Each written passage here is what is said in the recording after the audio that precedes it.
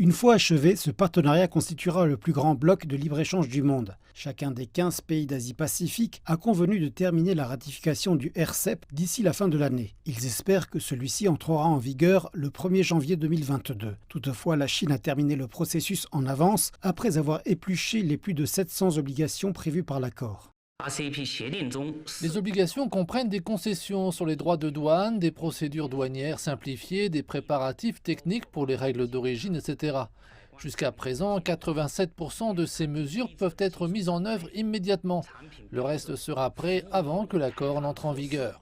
Compte tenu de l'instabilité politique et économique récente, le RCEP arrive à une période critique. Les incertitudes comprennent de possibles retombées de la réunion turbulente entre la Chine et les États-Unis en Alaska, ainsi que de la déclaration commune publiée par les États-Unis et le Japon en amont des discussions. Les deux pays ont accusé la Chine d'être en contradiction avec les règles de l'ordre international. Wang Shouwen pense que le RCEP est une étape positive dans une période difficile. Il a affirmé que ce partenariat offrirait des opportunités à la fois à la Chine et au monde.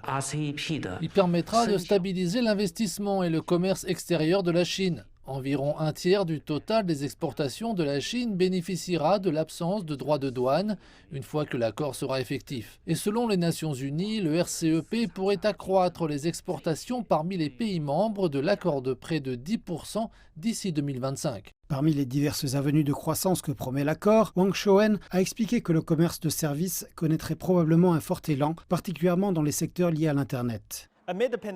Face à la pandémie, les pays du monde entier se démènent pour remettre leur économie sur les rails. Le RCEP devrait créer une nouvelle demande du marché et de la croissance pour ses pays membres.